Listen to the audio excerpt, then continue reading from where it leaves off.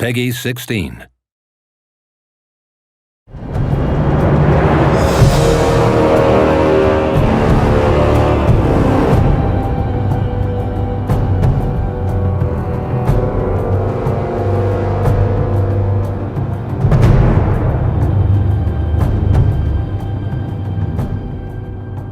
Immortal Realms gameplay is this empire-based overworld mode where you're traversing the world and you're exploring while capturing provinces and utilizing the buildings in these provinces to establish an economy of yourself.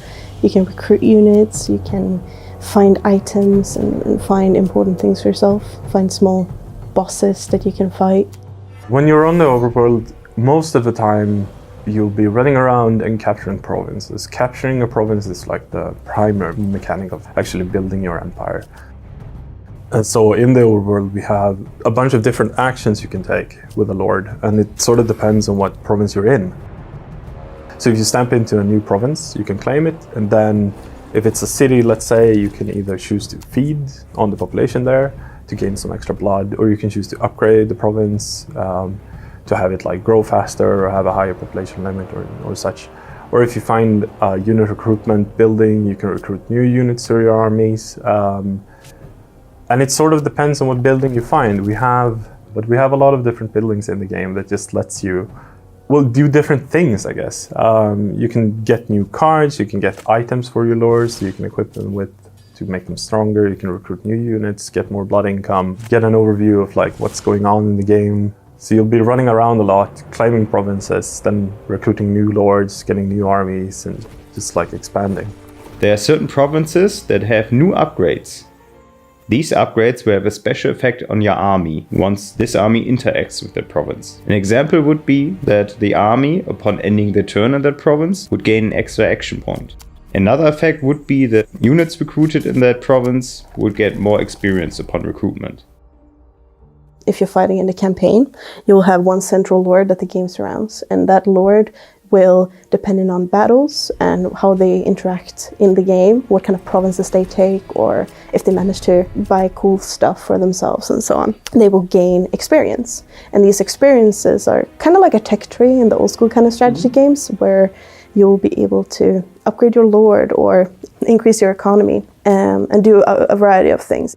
Each lord track their own level, so they start at level 1 and end at level 10. And as you level them up, they unlock new traits, so they get stronger in different ways. And as you level a lord up, you can also choose to unlock new spell cards, and you can upgrade some spell cards and do that sort of stuff, so they actually become stronger in combat that way as well. Your clan also levels up. You have legacy points, as we call them, so that as you play the game, you gather XP, you have a little bar, your clan levels up, and then you can open that up and it's a whole tech tree where you get to choose your way of playing this clan. Do you want to focus on some more economy upgrades? Do you want to focus on like, let's make the lords really strong? Do you want to focus on let's get better units into play? Or do you want to make certain stuff cheap to do, perhaps? You know, different avenues of approaching gameplay, I guess. Shrines are capture points on the battle map that will offer your units bonuses upon capturing them. These bonuses grant your units special abilities, like restoring mana on a kill or lifesteal, and can help you turn the tide in a battle.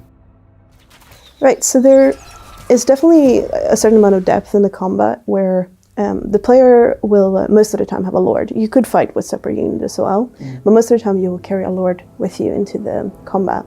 And each fight there will be a certain passive effect that kind of drives your lord, and if you follow that effect's kind of goal, you'll be able to achieve bonuses or buffs throughout the battle, which is a quite interesting addition for me, because it kind of guides you in a way that this could be a potential way of playing if you wanted these buffs, and if not, you don't have to. We're always looking for the feedback from our players, and based on that, we can improve the game. I think that it's very valuable to work together with them, and we want to continue doing that even after the release of the game.